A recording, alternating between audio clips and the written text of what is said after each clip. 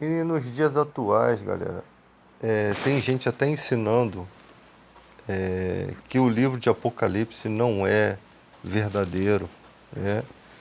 Que tem muitas confusões ali a respeito é, do, da mitologia, né? Do povo romano, grego e tal.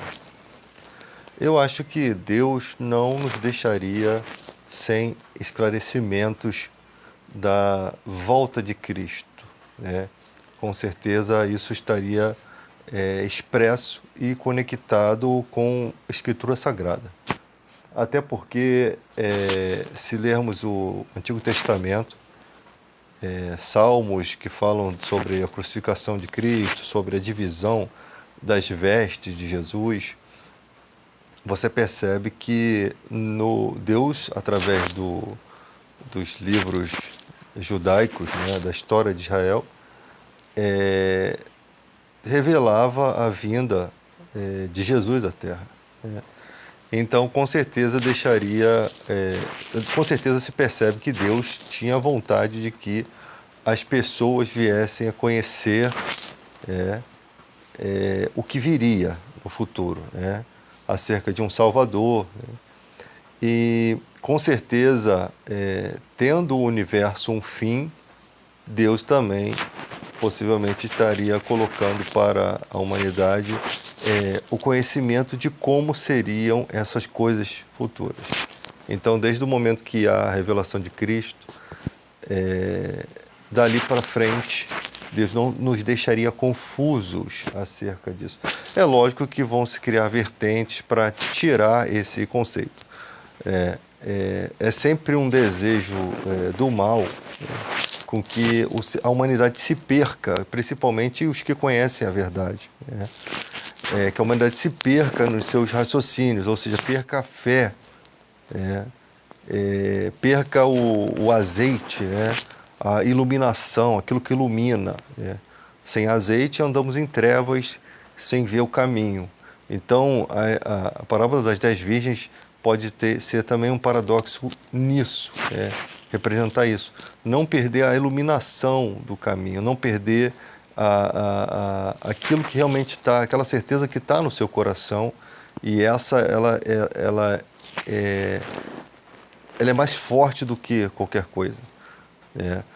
Essa convicção foi Deus que gerou, porque a gente precisa parar e entender uma coisa. Nós temos muitas bagunças aqui no universo. Nós temos, em relação a conhecimentos bíblicos, nós temos charlatanismo, né, que atrapalha, que atrasa o processo de revelação da palavra de Deus pura e simples, né, para a humanidade. É uma confusão só, né? Você tem um monte de pastores pregando níveis de teologia que as pessoas jamais vão entender. Né? Umas coisas assim sem necessidade, quando na verdade as pessoas precisam do básico da fé. E temos discussões, porque virou modinha falar de evangélicos e virou modinha descredibilizar a Bíblia. Né? E nós não precisamos de defender a Bíblia nesse sentido. Nós não precisamos nos preocupar com isso, porque há uma só fé e um só Espírito. O Espírito Santo nos guia em toda a verdade. O poder é o próprio Deus que está atuando com o poder. Né? E os cristãos ficam com medo ficam brigando com ateus, com satanistas, ficam com medo de a doutrina cair no desuso ou no esquecimento. Isso não vai acontecer. Tá? Foi Deus que começou a obra. Outra coisa, tentar convencer as pessoas sobre Deus, tentar convencê-las. Nós não temos essa capacidade. Você conversar com um ateu é perder tempo. É perda de tempo, porque ele não está interessado em aprender as Escrituras, e nós bem sabemos que devemos pregar a quem está interessado, né? O interesse mais é de nos cansar, né? Nos cansar e tentar sobrepor a falta de conhecimento deles sobre o nosso conhecimento. Então, nós não podemos nos desgastar com quem o coração está fechado. tá? Nós temos que gastar o nosso tempo com quem o coração já está aberto. Porque como eu vou discutir com um cara que não vai aceitar nenhuma coisa, até porque, gente, a aceitação da Bíblia, ela é do próprio Deus. Essa abertura do coração para o entendimento é do próprio Deus. Para o mundo é loucura as coisas que nós acreditamos. É só você fazer um paradoxo da seguinte formação. Vamos supor, você tem ali na Bíblia Jesus expulsando o demônio, você tem em Lucas 13:10 uma mulher encurvada 18 anos por conta de um espírito de enfermidade, que Satanás a mantinha presa há 18 anos, tá? Como que uma pessoa comum vai entender isso? Se ela baseia tudo na questão científica, se ela baseia tudo pela lógica, pela razão, né? Não que os cristãos devam desprezar a ciência, mas nessas questões bíblicas, a revelação de Jesus em todo o tempo é uma revelação espiritual, uma revelação de uma luta que o mundo não acredita, uma luta entre o ser humano contra hostes espirituais. O mundo não vai entender isso. Mas como que pode eu pregar esse assunto aqui e milhões de evangélicos em todo o mundo entender que eu estou falando o assunto que realmente a Bíblia informa como sendo verdadeiro? Eles conseguem aceitar isso. Essa aceitação, ela veio de Deus. Porque se eu estivesse pregando uma mentira, os próprios evangélicos iam dizer, não, isso não está certo. Essa mulher encurvada não é um espírito de enfermidade. Nós, cristãos, temos que ser autênticos naquilo que a gente acredita. Se você é de uma outra religião, você está seguindo a sua religião, tendo autenticidade aos ensinamentos dessa religião, você sabe o que significa o que eu estou dizendo. Eu tenho que ser autêntico àquilo que eu acredito. Se eu tenho a Bíblia como escritura sagrada, eu só posso ensinar os princípios daquilo que eu creio. Então, os ensinamentos têm que estar baseados e fundamentados dentro da ideia do contexto bíblico, né? Daquilo que eu acredito. Então, se eu faço isso, eu estou sendo verdadeiro, né? Quanto às minhas crenças. Agora, se o outro não acredita, não me importa. Eu não me importo com o que o outro não acredita. Eu me importo naquilo que eu acredito. Então, se eu começo um assunto com um cara que não tem nem sequer aceita isso, é um assunto em vão. É uma discussão em vão. Então, o cara chega, que Deus fez isso, Deus falou aquilo, Deus... Eu não tenho como discutir com uma pessoa, ele não crê em Deus, ainda que eu explicasse tudo para ele. Ainda que se explicasse toda a ciência, toda a questão dos dinossauros, se fosse possível explicar isso, né? Ainda que explicasse tudo direitinho, ainda não teria naquele coração a inclinação para Deus. O que é nascido da carne é carne, o que é nascido do espírito é espírito. São duas vertentes totalmente diferentes, são duas direções totalmente opostas. Vivemos por fé nas Escrituras, mas... Não é como as pessoas pensam. Você pega aqui a Bíblia, você sabe que ela é uma escritura sagrada. Você tem ela como escritura sagrada e no seu coração tem a certeza, né? O seu coração dá a certeza, dá a autenticidade à vida de Jesus. Imagina se quando você não tinha esse entendimento. Nem sequer compreensão da Bíblia você tinha. Nem sequer entendimento da letra você tinha. Nem sequer interesse por questões de fé você tinha. Tinha curiosidade, né? Tinha muitas coisas que as pessoas falavam e você se apega àquilo que parece lógico. O ser humano tem essa característica de se apegar àquilo que parece lógico para ela. Beleza. As pessoas precisam seguir a luz que as ilumina. Elas vão caminhar na direção daquilo que ela acha certo. Então elas estão sendo autênticas com elas mesmas. Deus não vai condená-las porque elas estão seguindo um caminho errado, porque Deus sabe que no coração daquela pessoa, ela acredita de fato que aquele caminho é o correto. Então o coração dela não recebeu uma iluminação verdadeira, mas ela está em busca das próprias verdades e convicções dela. Elas são fiéis àquilo que elas têm como verdadeiro. E isso é autêntico. Isso é uma fé autêntica, mesmo que na direção errada. Então é isso que nós precisamos entender. E Deus não precisa de força do homem, forcinha do homem, né? Ele sabe fazer as coisas. Ele sabe quando abrir o coração de alguém. Ele abriu o coração de pessoas que perseguiam a igreja, como Paulo, né? Ele abriu o coração de autoridades, né? Você tem na Bíblia nobres da fé. Você tem pessoas... Você não tem muitos nobres de nobre nascimento, mas você tem pessoas que na época eram pessoas eloquentes. Você tem Filemão, você tem o José, né, da cidade de Arimateia. Você tem o próprio membro do Sinédrio ali. Você tem Cornélio, né? Então você tem Nicodemos, você tem pessoas de nobre nascimento também nas escrituras, mesmo que poucos, né? Você tem Procônsul Sérgio Paulo, que Paulo está pregando e tem um homem tentando atrapalhar, e o poder de Deus, né? Paulo acaba o amaldiçoando temporariamente, e ele ficou, aquele homem mágico, né? Ficou cego por um tempo, porque estava atrapalhando as escrituras. Então teve que Paulo usar de poder para fazer aquilo. E então você tem questões de valores de cunho espiritual demais, expulsão de demônios. E se acontece isso hoje nas igrejas, as pessoas vão tentar explicar isso pela lógica, por características científicas. E quando elas não conseguirem achar essa explicação, elas vão considerar que aquilo é uma mentira, um truque, né? Por quê? Porque se instaurou nas igrejas uma falta de autenticidade quanto a essas questões.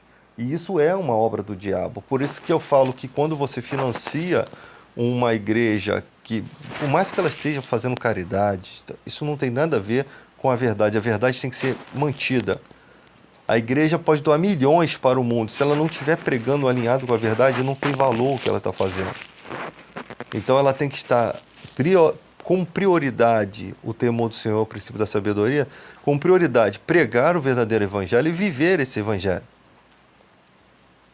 Tem igrejas que pregam o verdadeiro evangelho e não vivem o verdadeiro evangelho. E tem igrejas que não pregam o verdadeiro evangelho e não vivem também. Tá? Umas que pregam e não vivem, né? Pregam bem as escrituras. Tem pastores que pregam bem as escrituras e não fazem as obras que uma igreja deveria fazer. E tem igrejas que faz algumas obras, mas não pregam o verdadeiro evangelho. Tá? Pelo número de igrejas que nós temos, deveríamos estar realizando grandes obras na vida dos seres humanos. Não estou falando só de pregação, não. Eu estou falando de ajuda humanitária, eu estou falando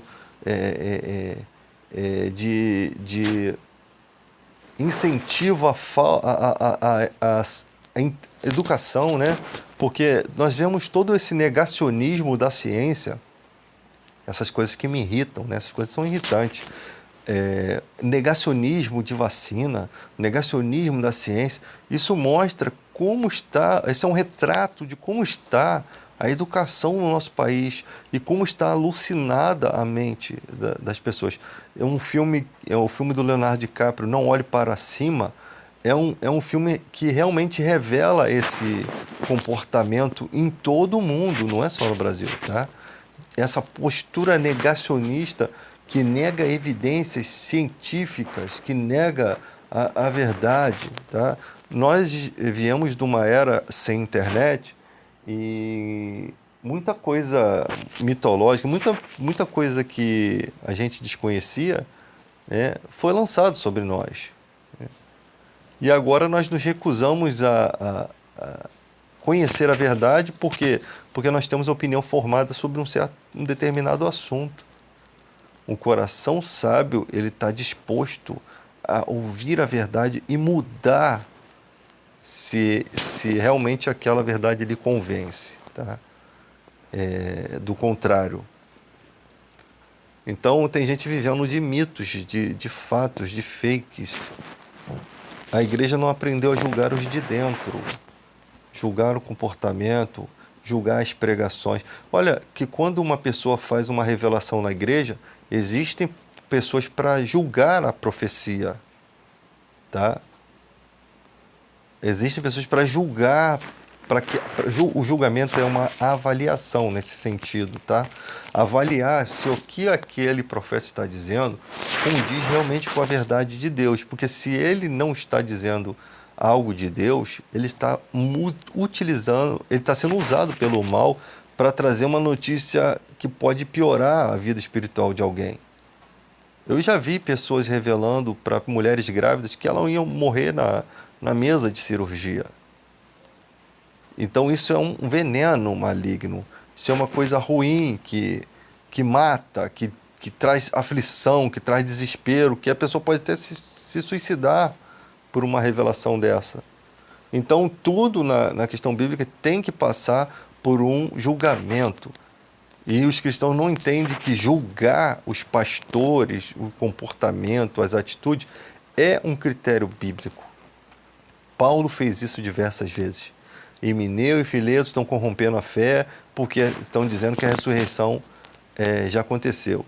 João mandava carta em um tal acho que é Dióstrefe, ele escondia as cartas de João para que João não, a palavra de João não chegasse até aquela igreja.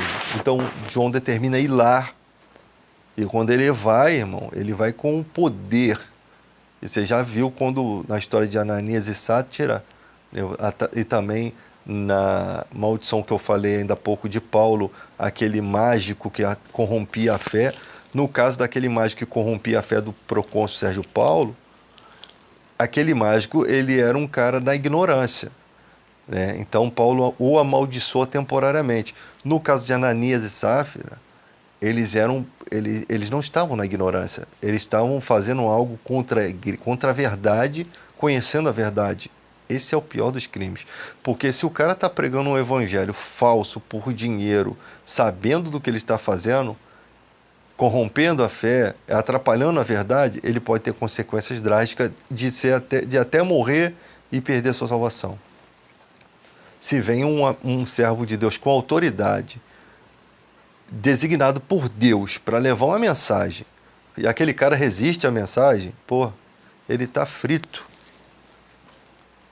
É isso que ia acontecer se João fosse até determinada cidade com as credenciais, né, de um verdadeiro apostolado, e tudo que é ligado na terra é ligado no céu. Você sabe como é que é a voz de um profeta mesmo de verdade.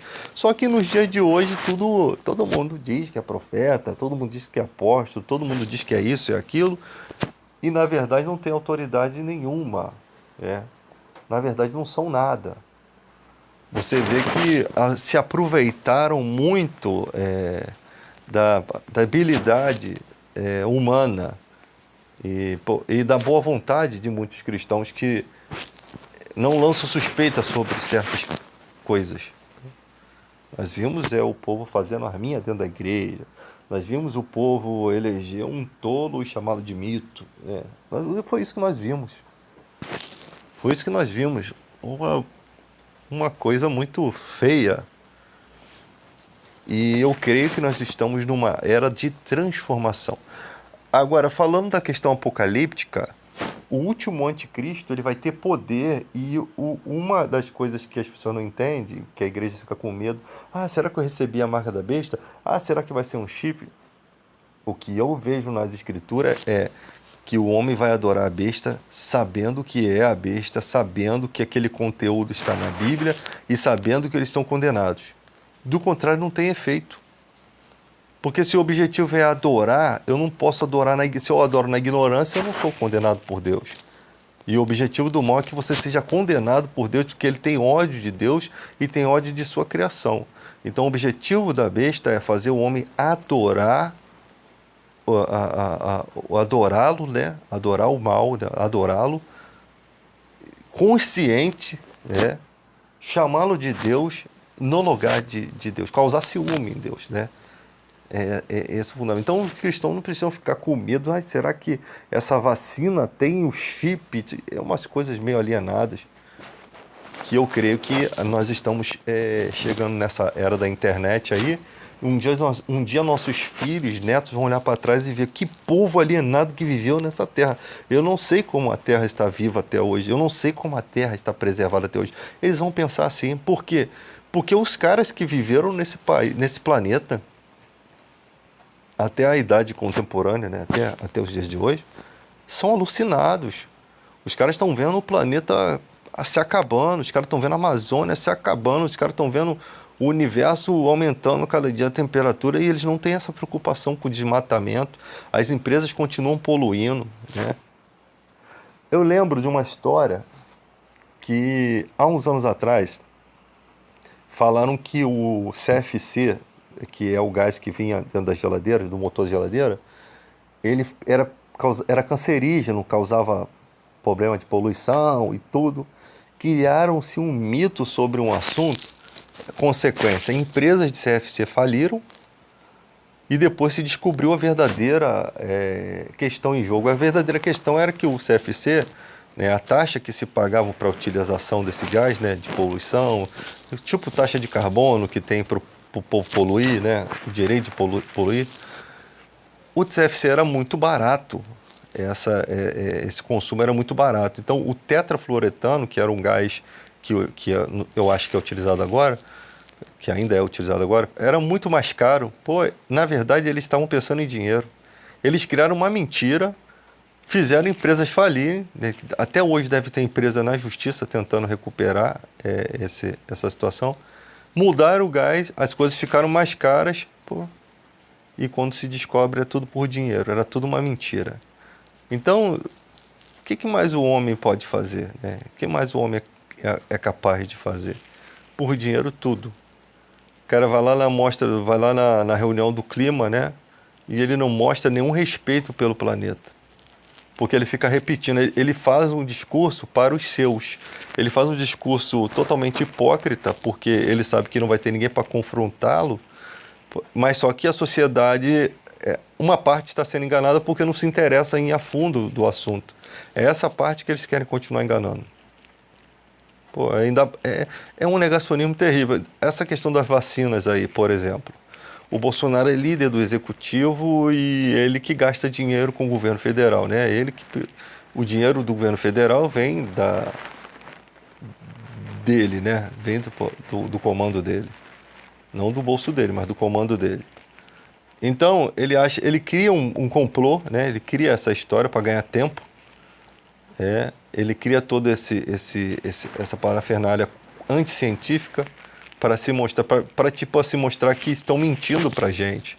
Ele cria uma teoria da conspiração com um propósito de ganhar tempo para não ter esses gastos, né? E diz que nenhuma criança morreu de Covid. É lógico que é óbvio que nós não temos ainda dado vacina de reforço para a população. Se uma criança chegar em casa com a Omicron e seu avô não tiver com a vacina de reforço em dia, ou mesmo ainda que ele esteja, há uma possibilidade do avô dessa criança morrer, dessa criança levar essa doença para dentro da casa. Nós estamos brigando por menos, a gente devia estar brigando por mais, a gente devia estar brigando pela vacinação.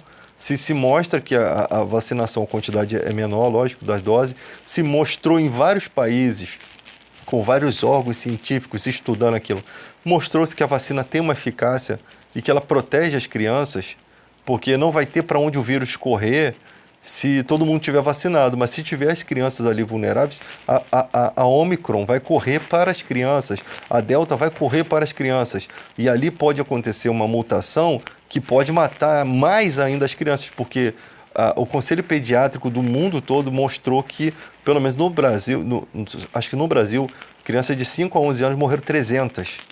Isso não é normal, essa morte. E o Bolsonaro falar que não morreu ninguém, que não tem evidência.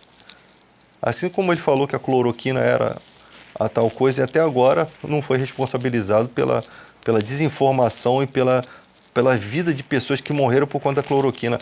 Teve médico que indicou nebulização de cloroquina e a família autorizou acreditando naquela balela.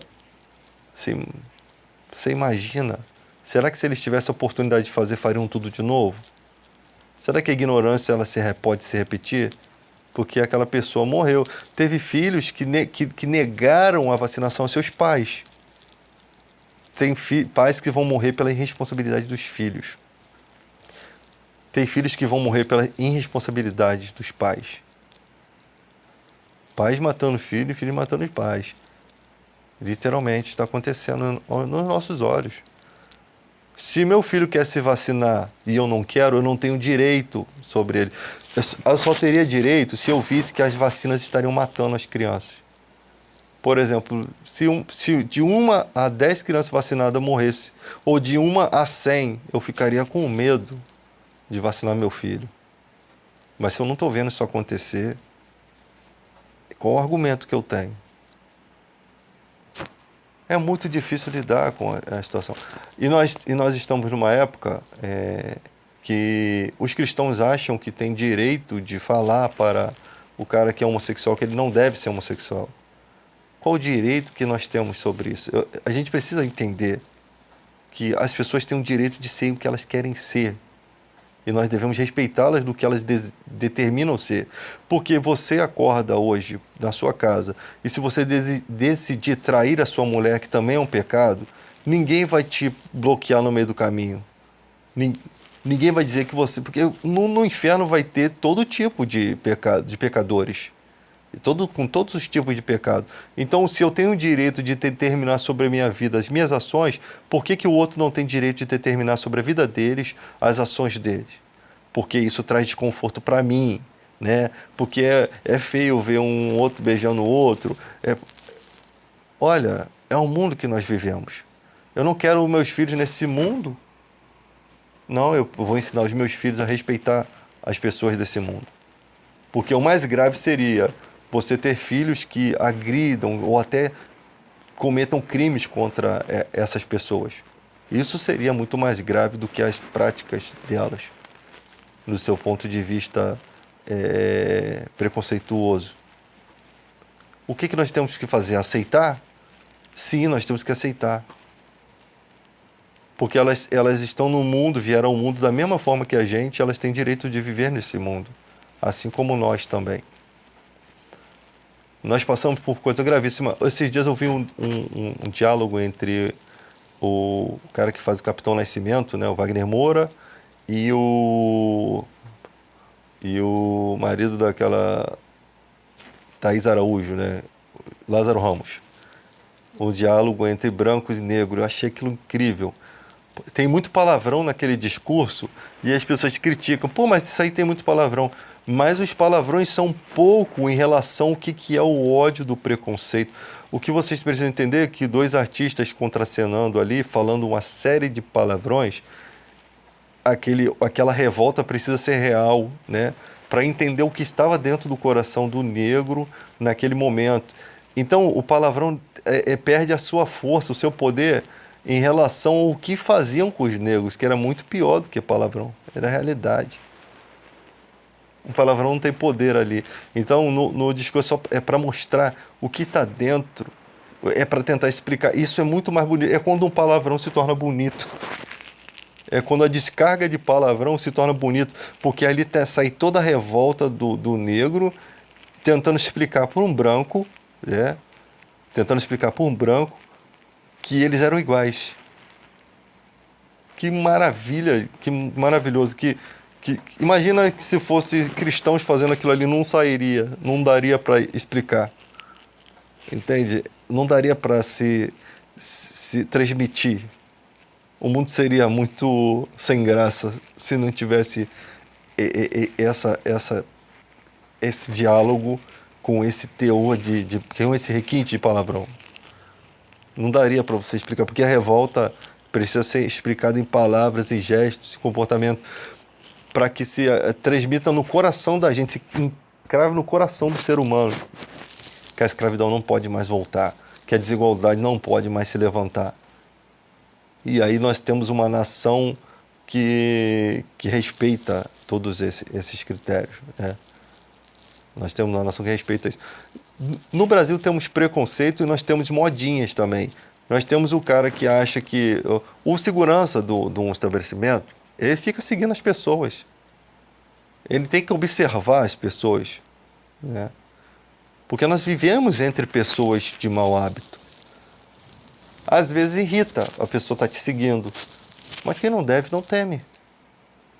Agora, se o cara vai te abordar, e o cara vier te abordar, ele estando errado, aí ele está lascado, porque ele te observar, ele te seguir, ele te observar enquanto você faz as compras, não tem problema nenhum. Eu entendo que o cara está fazendo o trabalho dele. Nós precisamos entender isso. Um policial vier, eu tive uma atitude estranha, eu saí de um supermercado com pressa, eu tive uma situação estranha. O policial tem direito de me abordar para saber por que eu tive aquele roupante. Porque é o mesmo roupante que o cara armado tem quando ele está desesperado, a fuga. Então, eu não estou armado, o policial vem e me revistou, não tenho nada, devo nada. Então, ele fez o trabalho dele. Eu sou grato pelo trabalho dele, porque se eu fosse humilhante e estivesse armado, ele estaria preservando a vida de outras pessoas, e essa sociedade moderna não entende isso. Mas se eu sou negro, eu vou dizer, não, ele me abordou porque eu sou negro. Não.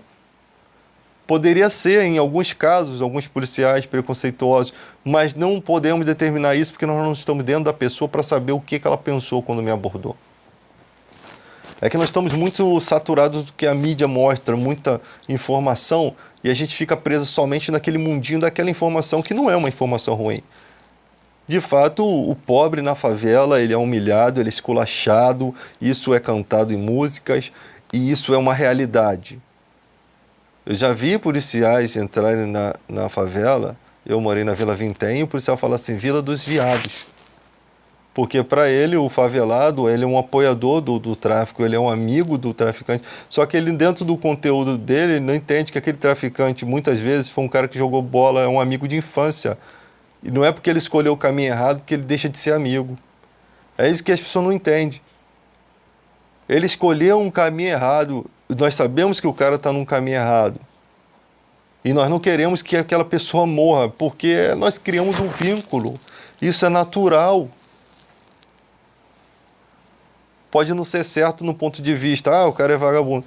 Mas eu acho assim, não é a morte que vai mudar aquilo. Eu acho que se houvesse uma punição adequada, o cara fosse preso, fosse respeitado os direitos dele, ele fosse preso, passasse um tempo fora da sociedade, a sociedade não sofreria as coisas que ele poderia cometer durante esses anos de cadeia, e ele poderia ter tempo de refletir sobre suas ações e talvez mudar de comportamento. Mas se ele não mudar de comportamento, ele vai estar na meia-idade dele, né? E quando ele sair, ele perdeu muitos anos da vida dele. Ele faz uma escolha, ou perde a metade dos anos de vida, ou ele se torna um outro cidadão. E eu sei que existem muitas pessoas que já foram da vida errada e se tornaram bons cidadãos, que hoje em dia não são capazes de fazer mal a ninguém. Pelo contrário, são pessoas que sabem, né, defender alguém numa determinada situação. Quando se vai arrancar o joio e o trigo, Jesus disse, deixa crescer o joio junto com o trigo. Deixa crescer junto. Há um tempo para se cortar. Porque tem trigo que vira joio e tem joio que vira trigo. Impressionante. Tem gente que você conhece hoje que é gente boa pra caramba. Daqui a 20 anos você não sabe quem é aquela pessoa. E tem gente que você conheceu que era ruim, daqui a 20 anos você não sabe quão boa aquela pessoa se tornou. A vida é muito esquisita. As coisas que afetam a nossa vida são muito estranhas. O cara está vivendo uma vida feliz e tal, até que ele descobre que a mulher dele já está traindo ele há 10 anos. Toda aquela indignação cria nele um emocional diferente, ele se torna um cara transtornado, um cara frustrado, e o comportamento dele muda, ele se torna uma má pessoa. Um simples fato pode mudar toda a história. Uma simples raiz de amargura pode mudar toda uma vida, um passado bom, uma história boa, bonita. Tem pessoas que precisam ser curadas. E o Evangelho, ele é essa cura. Jesus é essa cura, né? Porque ele trabalha, ele faz a gente se perdoar, tem gente que precisa se perdoar, não consegue se perdoar por suas ações. Nossa, eu tratei minha mãe mal a vida toda, agora ela morreu, eu não tenho mais como voltar atrás no tempo, eu não tenho mais como modificar isso. Pode acontecer. Eu tratei meu filho mal a vida toda, meu filho morreu com mágoa de mim. Eu não tenho como me perdoar. Imagina as pessoas, o psicológico. O que tem de pessoas procurando psicólogo para tentar aliviar esse tipo de situação, né? Pessoas que fizeram mal às outras e depois se arrependeram e não conseguem se perdoar porque são coisas irreparáveis. Mas Deus vive uma perspectiva de eternidade. Se Ele nos perdoa, porque Ele está além do nosso espectro, né?